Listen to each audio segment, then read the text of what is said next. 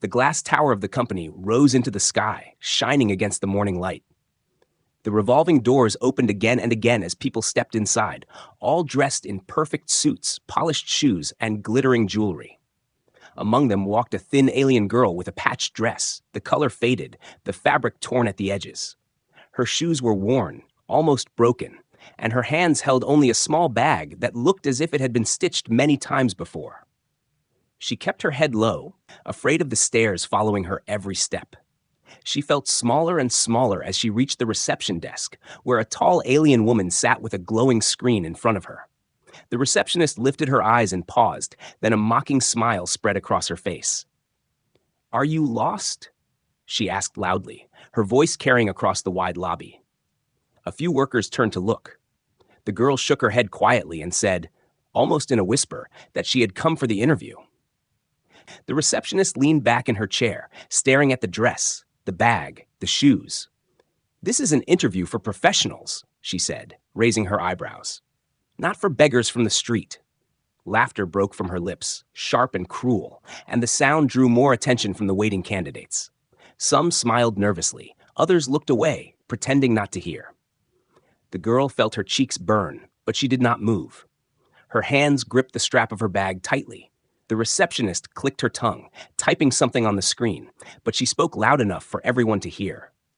Imagine walking into a human company looking like that. What a joke! The girl's chest ached as though she had been struck. She wanted to run back out the doors, back to the streets where she at least would not be humiliated.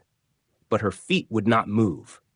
She thought of the nights she had slept hungry, the days she had walked endless blocks to even find the address of this building, and the tiny hope that maybe, just maybe, this job could change everything. She told herself to stand still, to survive just one more insult. Then the sound of heavy steps came from behind. The elevator doors opened, and a tall man in a dark suit walked out. He was human, broad-shouldered, with sharp gray eyes that seemed to notice everything. The workers straightened as he passed, whispering his name under their breath. The boss, the man who owned the company, the one everyone feared and respected. The receptionist quickly adjusted her smile, trying to look professional, but it was too late. His eyes had already caught the sight of the girl standing small in front of the desk. He slowed his pace, his gaze flicking from the girl's worn dress to the receptionist's fake smile. He had heard the last cruel words. The room grew quiet, as if the air itself was waiting. The girl stared at the floor, wishing she could disappear. Her heart pounded so loudly she thought everyone could hear it. She expected the man to laugh or to order her out of the building. Instead, he stopped in front of them. His voice was calm, deep, but it carried through the entire lobby. "Hire her," he said, "right now." The words struck the room like thunder. The receptionist blinked, her mouth falling open. "Sir?" she stammered. The boss's eyes narrowed. "You heard me. Hire her." Gasps spread among the people watching. Some whispered to each other in disbelief. Others leaned forward, trying to understand what they had just witnessed. The girl lifted her head slowly, her wide eyes filled with shock. She thought she had misheard him. She thought her imagination was playing tricks because there was no way a man of such power, dressed in perfection, could possibly want her, someone with nothing to give. The receptionist tried to recover, forcing a laugh. "Sir, perhaps you don't realize. She is not prepared, not qualified." But the boss cut her off, his tone sharper now. "Do I need to repeat myself?" His gaze turned cold, pinning the receptionist where she sat. The smile drained from her face. She nodded quickly, typing something into the screen with trembling fingers. "Yes, sir," she muttered. The girl's name appeared on the schedule list, glowing bright on the desk terminal. The boss looked at the girl again, his expression unreadable, then turned and continued walking toward his office without another word. The silence that followed felt heavier than stone. The girl stood frozen, unable to believe what had just happened. The other candidates looked at her with wide eyes, some angry, some jealous, and others simply curious. The receptionist's hands shook as she tapped the screen again, her lips pressed tight in frustration. She did not dare say anything now, not after the boss's command, but her glare told the girl everything. This was not over. The girl's heart still raced, but now for a different reason. She had stepped into the building expecting nothing but rejection and humiliation. Instead, the most powerful man in the company had chosen her with a single sentence. She did not understand why. She did not know what he saw in her. But she knew one thing with absolute certainty. Her life had just changed in ways she could not yet imagine. The small bag in her hand suddenly felt heavier, carrying not just her few belongings, but also the weight of a future she never thought she could reach. The mocking laughter of the receptionist still echoed in her memory, but it was drowned out by a stronger voice, one that repeated in her mind like a heartbeat. Hire her. Right now. The girl followed a worker into the inner part of the company, her steps light but uncertain. The wide halls were lined with glass walls and glowing panels, filled with people moving quickly, carrying tablets and speaking in clipped tones. She felt out of place among them, like a shadow in a world of bright light. The receptionist's mocking words still rang in her ears, but louder than that was the memory of the human boss's command. Hire her. Right now. She clung to those words as if they were a shield. She was taken to a small desk, plain but neat, with a screen that blinked awake as she sat down. A folder of instructions appeared on it. At first, she thought it was a mistake. She had expected simple reception duties, answering calls, greeting visitors. But the tasks waiting for her looked different, harder. The first one was a set of trade contracts written in broken dialects from outer colonies. Many people avoided those documents because the translations were messy, filled with traps, but she had grown up hearing those rough dialects spoken in markets and streets. Her fingers moved carefully across the keys, correcting the errors one by one, her eyes sharp as she remembered each strange phrase. Within minutes, the first file was finished. Across the room, a pair of workers noticed. They leaned closer to see what she was doing. One of them raised his eyebrows. "That usually takes an hour," he whispered. The girl did not hear him. She was already opening the next file. This time, it was a long report filled with numbers. Hidden in the pages were small mistakes, extra zeros, false sums, misaligned figures. She slowed down, her mind piecing the puzzle together. Numbers had always spoken to her. Even as a child, she would count the stars over her ruined home and find patterns in them. Within a short while, the errors were marked and corrected. The human boss stood in his glass office above, watching from behind a half-shaded screen. His eyes followed her every movement. He saw the way she bent over her work, quiet but focused, her lips pressed in concentration. He had given her those files not as normal tasks, but as silent tests. He wanted to see if there was more to her than anyone else could see. And she was answering with every keystroke. Downstairs, the receptionist was fuming. She had hoped the girl would stumble, embarrass herself, and prove unworthy. She whispered to a colleague, rolling her eyes. "She looks like she's never touched a real console before. Watch, she'll break it." But as time passed, her grin began to fade. The girl was not failing. She was working faster than some of the trained clerks. By the afternoon, the boss sent another challenge. A box was placed on her desk, filled with small devices tangled in wires. The instructions simply said, "Sort and repair." The girl stared at it, unsure. These were communication modules, pieces of technology she had only seen in the hands of merchants. She picked one up, examining the burnt wire inside. It reminded her of her childhood, when she had repaired her only lamp with nothing but a scrap of copper. Slowly, carefully, she untangled the wires, testing each one. Her fingers worked with a natural rhythm, guided by memory more than training. Piece by piece, she restored 3 of the devices, enough for them to light up with a soft glow.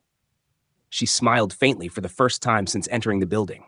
A small group of workers gathered near her desk, pretending to check their screens, but really watching her. Whispers spread. "How is she doing that?" one asked. "She wasn't trained," another muttered. The receptionist bit her lip, furious, but too afraid to cause another scene after what had happened in the lobby. The girl, unaware of the eyes on her, continued working. Every finished task gave her a little more courage, a little more belief that maybe she did belong here. Yet in her heart, she could not understand why the human boss had chosen her in the first place. She thought of the way he had spoken, his command so strong that no one dared argue. Did he see something she did not see in herself? Or was she just a tool, used for some reason she could not guess yet? As evening approached, the boss finally stepped out of his office again. His shadow stretched across the floor as he walked toward her desk. The chatter in the room fell into silence. The girl froze, her hands hovering above the last device she had repaired. She slowly looked up at him, her wide eyes searching his face. He did not smile, but there was a glint in his eyes, something sharp and knowing. He picked up one of the repaired modules, turning it in his hands, testing it with a flick of his thumb. The device hummed to life, working perfectly. A few gasps echoed from the nearby workers. He placed it back on her desk. "Not bad," he said simply. Then, without another word, he turned and walked away. The silence he left behind felt heavy, filled with questions no one dared to ask. The girl let out a breath she hadn't realized she was holding. Her hands trembled slightly, but she forced them still. She had passed his test, or at least she hoped she had. The receptionist clenched her fists under her desk, her nails digging into her palms. She could feel her place in the company slipping, the respect she had earned fading in the shadows of this newcomer. Hatred sparked in her chest. She told herself this girl would not last. She would make sure of it. The girl, unaware of the storm gathering against her, touched the glowing module again. For the first time in years, she felt a spark of hope. Perhaps her life was about to change. But deep inside, she also felt a strange unease, as though she had stepped into something much larger than she understood, and there was no turning back now. The office lights dimmed as the day ended, and one by one the workers left. The girl stayed behind, quietly cleaning her desk, stacking the repaired modules in a neat line, and shutting down her screen. Her back ached, her hands were tired, but inside her chest was a small warmth. She had survived the day. She had not been thrown out as she feared. She even felt a flicker of pride. But as she walked down the hallway toward the exit, the sound of heels clicking on the polished floor made her stop. The receptionist stepped out of the shadows with a sharp smile, her arms folded. Her voice was soft, but full of poison. "Enjoying your first day?" she asked. The girl lowered her gaze and nodded silently, hoping to walk past. But the receptionist moved quickly, blocking the way. Her eyes glittered with anger and jealousy. "Don't think this will last," she hissed. "The boss may have said to hire you, but that doesn't mean you belong here. People like you don't stay. People like you get crushed." The girl clutched her small bag against her chest, her throat dry. She wanted to answer, but the words would not come. Her heart beat hard as the receptionist leaned closer. "You think he chose you because of skill? Don't fool yourself. Humans are strange. He'll use you for a little while and then toss you away like trash. And when that happens, no one will stand by you. Not me, not anyone." Her smile grew crueler as she whispered, "So be careful. Accidents happen here." The girl felt the sting of fear slice through her. She wanted to cry, but she forced herself not to. She stepped sideways, slipping past the receptionist without a word, and hurried down the hall. Her legs moved fast, carrying her to the far end where the storage room door stood half open. She ducked inside, closing it quietly behind her. The room was small and filled with shelves of supplies, but it was dark and silent, away from cruel eyes. She leaned against the wall, breathing hard, trying to steady herself. The pendant around her neck slipped out from beneath her dress. She touched it gently, the old silver charm her parents had given her before they were taken. The memory of their faces came back, and with it came strength. She whispered to herself, "I will not break. Not again." She did not know that a tiny red light blinked in the corner of the ceiling. A hidden security camera watched everything. Its lens had captured the entire exchange in the hallway, the receptionist's words, the threats, the way the girl had trembled. In the office upstairs, the human boss sat at his desk, his eyes fixed on the live feed. His jaw tightened as he listened. He had suspected the receptionist's jealousy, but hearing the venom in her voice confirmed it. He leaned back in his chair, fingers steepled under his chin, and muttered to himself, "So that's how it is." Meanwhile, the girl sat on the floor of the storage room, hugging her knees. The building was nearly empty now. She heard only the distant hum of machines and the faint echo of doors closing as the last workers left. Her stomach growled with hunger, but she ignored it. She thought instead of the human boss's strange choice. Why had he picked her? She had nothing, no fine clothes, no training, no power. Yet his voice had carried over the entire lobby, demanding her to be hired. She could not understand it. A part of her feared the receptionist might be right, that she was just a temporary amusement, a mistake that would be corrected soon. But another part of her, small yet stubborn, believed something else. Maybe he had seen what no one else had ever cared to see. Outside, the receptionist walked away from the hallway, her face still twisted in anger. She did not notice the blinking camera above her head. She only thought about the girl and how she would find ways to push her out. She whispered under her breath, "We'll see how long you last." She smiled thinly, already planning her next move. The boss turned off the live feed but kept the recording stored. He would need it later. For now, he leaned back in his chair, staring out at the city lights beyond the tall glass windows. His thoughts were cold, calculating. The girl had handled the insults without fighting back, without breaking down in front of everyone. That told him something important. She had endured worse before. Much worse. She was strong in silence, and strength like that was rare. He decided then that his choice had been right. She was not here by accident. She was meant to be part of something greater. The girl finally left the storage room and walked out into the night air. The city streets were crowded with glowing signs, vendors calling out, and the constant flow of traffic. She wrapped her arms around herself, the cold biting through her thin dress, and hurried toward the small corner of the district where she rented a room. Every step echoed with the receptionist's words, but she held her head a little higher. She remembered the boss's sharp eyes, the way he had said, "Hire her." She chose to believe that meant something more than mockery, more than cruelty. In the tower behind her, the last lights flickered off, but in one office window, a single lamp still glowed. The human boss stood there, watching the streets below. His gaze followed her small figure until it disappeared into the crowd. He whispered into the silence of his office, "They won't break her. Not while I'm watching." The office was quiet when she was called upstairs. Most of the workers had already gone home, and the long glass halls echoed only with the sound of her soft footsteps. Her stomach turned with nerves as she followed the silent elevator up to the highest floor, where only the most powerful entered. The doors opened, and she stepped into a wide room with a view of the glowing city. The lights of countless towers blinked outside, but her eyes focused on the man behind the desk. The human boss was waiting, his posture calm, but his eyes sharp as steel. She hesitated at the doorway, clutching her bag. He gestured for her to come closer. She obeyed, walking slowly until she stood before his desk. The silence stretched long, broken only by the faint hum of machines. Then, without a word, he slid a file across the table toward her. She blinked, confused, and reached for it. The moment her eyes moved across the first page, her breath caught. The file was filled with records of trade shipments, secret transfers, coded transactions. At first glance, it looked like ordinary numbers, but she saw the hidden patterns instantly. These were the same signatures, the same ships, the same names connected to the destruction of her home colony years ago. Her hands trembled as she turned the page, her throat tightening with old pain. She looked up at him, her voice cracking. "Where did you get this?" His gaze did not waver.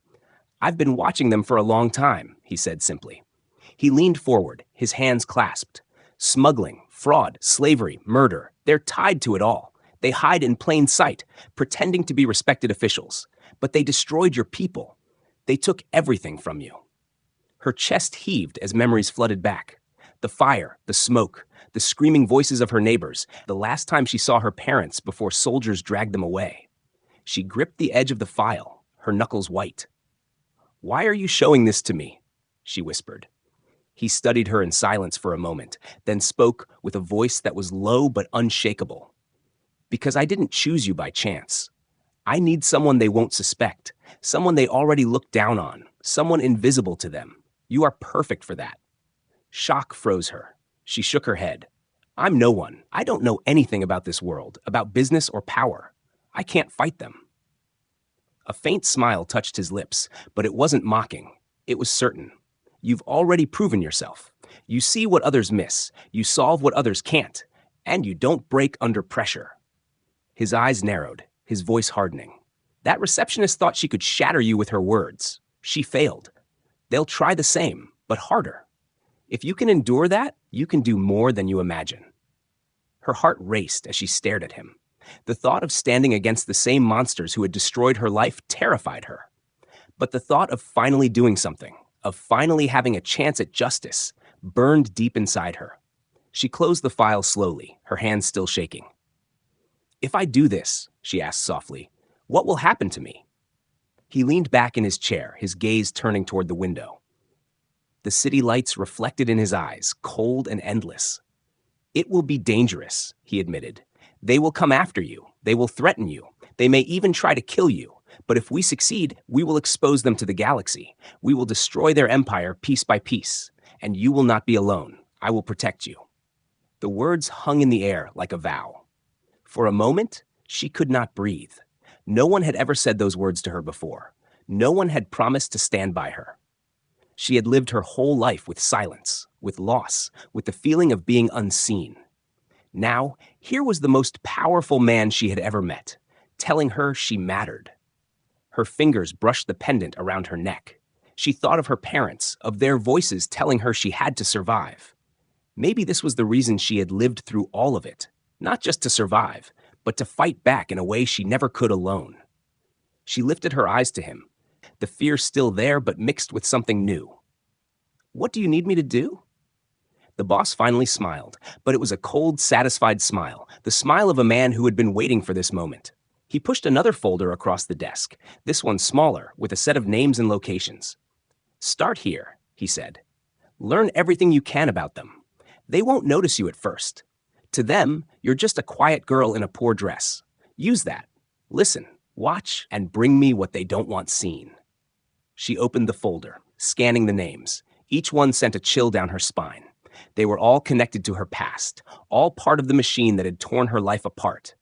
The fear in her chest deepened, but so did her resolve. She nodded slowly. The boss stood, walking around the desk until he was beside her. His presence was overwhelming, but there was no cruelty in it. He placed a hand on the file she held. "Understand this," he said. "Once you begin, there is no going back. Your life will change. Every choice you make will matter." She swallowed hard but met his eyes. "It already changed the moment you told them to hire me," she whispered. His gaze held hers for a long moment. Then he nodded once, firm and final. "Then we begin." The girl clutched the folder to her chest as if it were a weapon. She no longer felt like the small, trembling figure who had walked into the lobby that morning. She still wore the same patched dress, but inside her, something had shifted. She had been chosen not because she was weak, but because she was strong in ways no one else could see. And though fear still gripped her, a fire now burned beneath it. A fire that would not go out. The girl left the boss's office with the folder clutched tightly in her arms. The city outside the tower was already dark, the streets buzzing with noise, but she barely noticed it. Her mind was filled with the names she had seen on those pages, names tied to the ruin of her life. Each step she took home felt heavy, as if the weight of the galaxy now rested in her small hands. She whispered to herself that she would be careful, that she would not fail. Yet deep inside, a shiver of fear crawled along her spine. The next morning, she returned to the company with tired eyes but a determined heart. She went to her desk and began her work, pretending everything was normal. She answered simple calls, moved files, and greeted visitors politely. No one could guess that she now carried secrets hidden deep in her bag. But the receptionist noticed the quiet fire in her eyes, and it filled her with rage. She had been waiting for the girl to stumble, to make a mistake, yet she saw only steady hands and silent focus. During the lunch break, the receptionist leaned close to a group of workers, her voice dripping with poison. "She doesn't belong here," she whispered. "The boss protects her, yes, but why? Think about it. Maybe she's his little spy. Maybe she's planning to replace us." The words spread like smoke, twisting into ears, planting seeds of doubt. Soon, the girl could feel the stares again, sharp and suspicious, though no one spoke openly. That evening, as she walked home through the narrow streets, she felt it, the prickling sense of being watched. She turned quickly, but the alley was empty. She told herself she was imagining it, that it was only her nerves. But when she turned the corner, two shadows slipped from the walls. Tall figures cloaked in black blocked her path. Their voices were low and dangerous. "You're close to the boss," one said. That makes you dangerous. We don't like dangerous girls. Her heart froze. She stepped back, but another figure appeared behind her, cutting off escape. Panic rose in her chest as they moved closer, the cold light of the street lamps glinting on their weapons. She gripped her bag tightly, her mind racing. If they killed her now, no one would ever know what she carried. No one would ever see the truth in those files. One of them reached out to grab her, but a sudden beam of light cut across the alley. A strong voice rang out. "Stop!" A human security guard stepped forward from the shadows, holding a heavy stun baton. His stance was firm, his eyes locked on the attackers. The girl recognized him as one of the guards from the tower, though she had never spoken to him before. The cloaked figures hesitated, then hissed in frustration. With quick movements, they melted back into the darkness, vanishing into the night.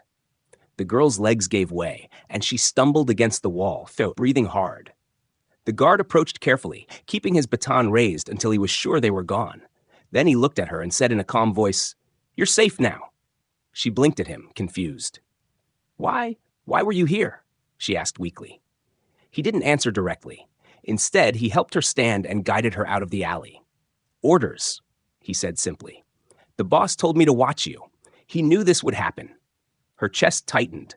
The boss had predicted it, and he had protected her without her even knowing. Gratitude and fear mixed inside her as she realized how dangerous this path truly was. She wanted to ask more questions, but the guard only walked with her until she reached the safety of her building. Before leaving, he leaned close and said, "Stay sharp. They won't stop with one attempt." She barely slept that night, tossing in her small bed as the memory of the attackers returned again and again.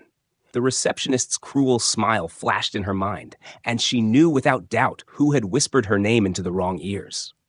She felt anger burning hotter now. The receptionist wanted her gone, wanted her destroyed, but she would not give her the satisfaction. The next morning, when she entered the company, she held her head a little higher. The receptionist smirked at her as if nothing had happened, but the girl could see the secret triumph in her eyes. She wanted to confront her, to shout, but she stayed silent. She remembered the boss's words, "Listen, watch, and bring me what they don't want seen." This was part of the fight now. When the boss arrived later that day, his gaze flicked to her briefly, as if asking silently if she was still standing. She nodded almost imperceptibly. His lips curved in the faintest of smiles before he turned away. For everyone else, it was nothing. But for her, it was everything. It was strength. By evening, she sat alone at her desk, staring at the glowing screen. She opened the hidden folder again, reading the names, memorizing the faces. Her fear had not vanished, but beneath it, a new resolve had taken root. They had tried to silence her once already, and they had failed. If anything, it proved how close she was to something they feared. The receptionist, from her corner, watched the girl with narrowed eyes. She thought her warning and her allies in the shadows would frighten the girl into quitting. But instead, the girl was still there, working quietly, stronger than before. Rage simmered inside her. She clenched her fists, whispering to herself, "Then we will push harder. We'll break her yet." The girl could not hear those words, but she did not need to. She already knew more storms were coming. She closed the file, tucked it back into her bag, and whispered a promise into the silence of the empty office. "You won't win, not this time." The morning began with an unnatural tension in the office. Workers moved quickly, their voices hushed, their eyes darting toward the front doors, where a group of officials in shining robes and heavy badges entered. Their presence sent a ripple of unease through the building. They walked with arrogance, their noses high, as if the entire place already belonged to them. At their center was a tall alien counselor, his expression cold and proud. Behind him trailed his guards, scanning the room with sharp eyes. The girl froze at her desk when she saw them. She recognized the symbols stitched on their robes, symbols of the very council connected to the corruption she had read about in the secret file. Her stomach knotted, fear pressing down like a heavy stone. She bent her head quickly, trying to look small and invisible. But her hope was shattered when the counselor's voice boomed across the lobby. "Bring forward the girl," he demanded. "The outcast you placed among your staff." Whispers filled the room instantly. Dozens of eyes turned toward her, some filled with curiosity, others with pity, a few with satisfaction. The receptionist stepped forward eagerly, her smirk sharp and victorious. She pointed toward the girl, her voice ringing with false concern. "That's her," she said sweetly. "I warned you all. She doesn't belong here. She is no worker. She is a spy, planted to disrupt us." The girl's heart pounded so loudly she thought it would burst from her chest. Two guards moved forward, their heavy boots echoing against the polished floor as they approached her desk. She wanted to stand, to defend herself, but her knees felt weak. For a brief moment, she imagined them dragging her away, disappearing her into the same darkness where her parents had vanished. She gripped the edge of her desk, her knuckles white, trying not to collapse under the weight of fear. The receptionist's eyes glittered with delight. She stepped closer to the counselor and said in a confident voice, "She has been too close to the human boss. Too close. I have seen her hiding files, sneaking through documents. She is dangerous. You must remove her before she causes more harm." The crowd gasped, some nodding, others shaking their heads. The girl could barely breathe. She wanted to scream that it was a lie, that she had done nothing wrong, but her voice was trapped in her throat. Then a sudden shift broke the silence. A large screen flickered to life on the wall of the lobby. For a moment, static filled it. Then the image cleared. The sound of a familiar voice echoed through the room.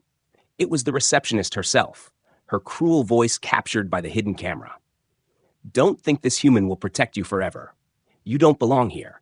We'll see how long you last. Accidents happen here." Her threats spilled into the air for all to hear, her face displayed in cruel clarity. Gasps turned into murmurs of shock. Workers stared at the receptionist, some in disbelief, others in disgust. Her mouth opened and closed, but no words came out. She tried to laugh, to deny it, but the evidence was undeniable. The counselor's sharp eyes narrowed, and for the first time, the confident smirk slipped from her face. Before she could defend herself, another file appeared on the screen. Documents from the boss's secret folder, but now arranged neatly, with clear patterns highlighted. The girl blinked in surprise. She had not been the one to prepare this. The boss's voice rang out from the speakers, steady and cold. "You accuse her of spying," he said.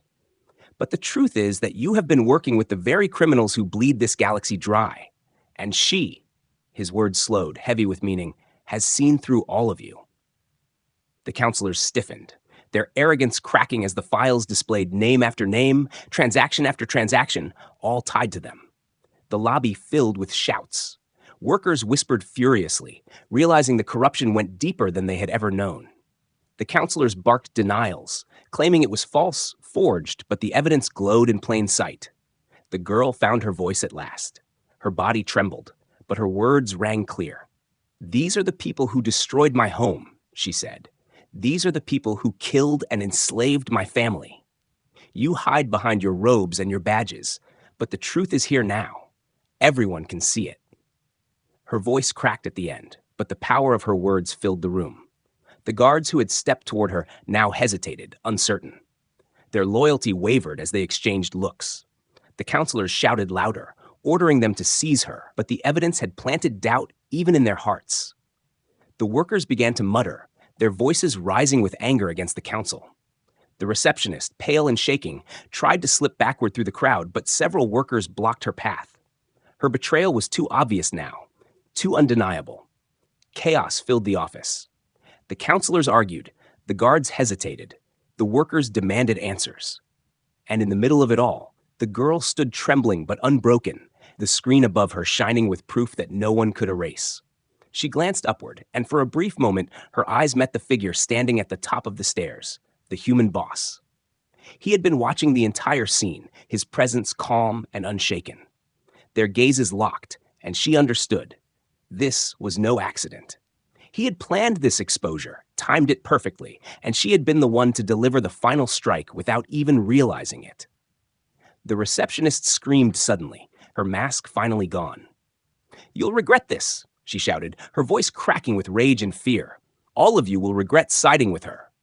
But her words fell flat. No one believed her anymore.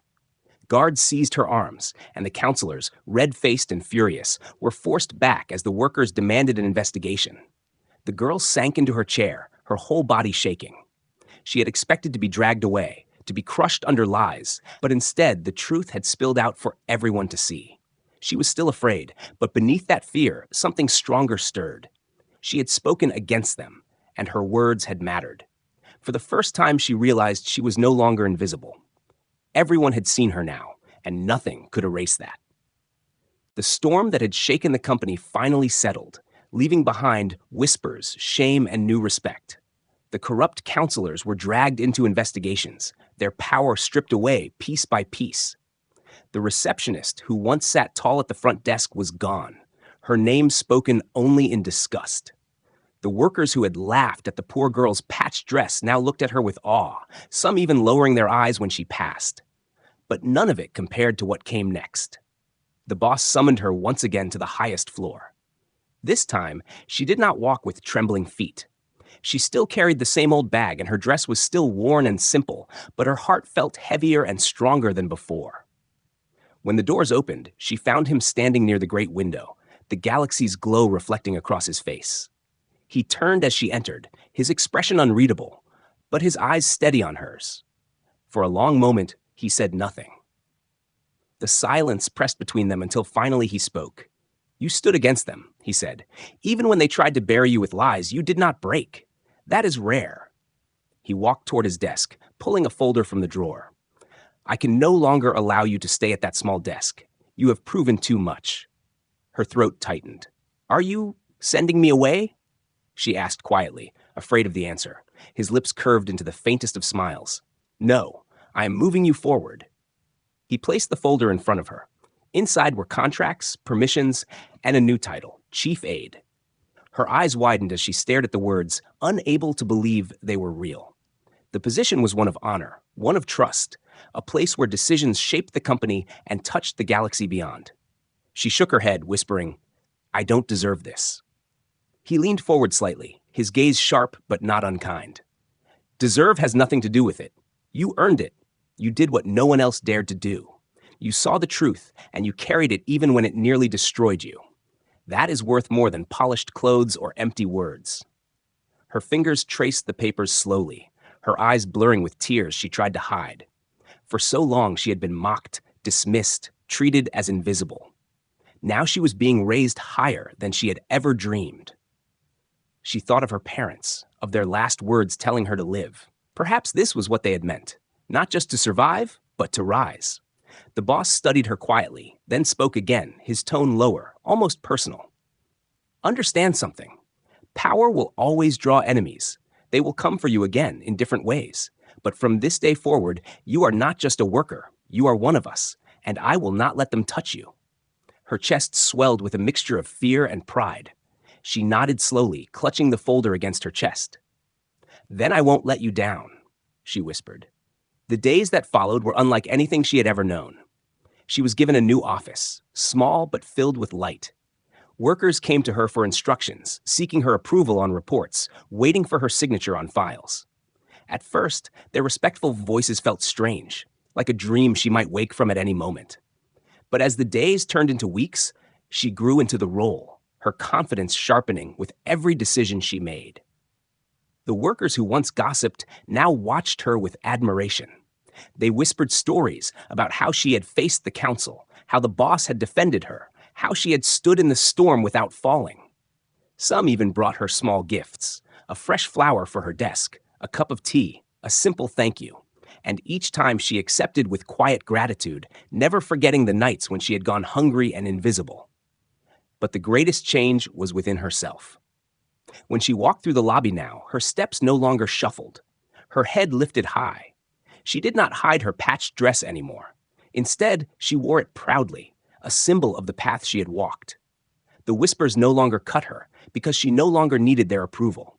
She had found something stronger, her own worth. One evening, as the sun bled across the sky, she stood in her office, looking out over the city. The boss entered silently, as he often did, his presence filling the room. She turned to him, and for the first time she did not feel like a child standing before a giant. She felt like an equal. "You changed my life," she said softly. He shook his head. "You changed your own life. I only gave you the chance." She smiled faintly, holding his gaze. The silence stretched between them, but it was no longer heavy. It was calm, filled with unspoken understanding. Outside, the galaxy's lights shimmered like a million promises waiting to be fulfilled. She pressed her hand to the pendant at her neck, the last piece of her parents she still carried. She whispered to herself, almost too quiet to hear, "I made it." In the weeks that followed, her role grew even more. She was invited to private meetings, trusted with information that even seasoned workers never touched. She saw the inner workings of the company, the power it held, the enemies it faced. And through it all, the boss's words remained with her. Loyalty does not fade. Outfits fade, titles fade, but loyalty stays. She carried those words like a shield, a promise carved into her soul.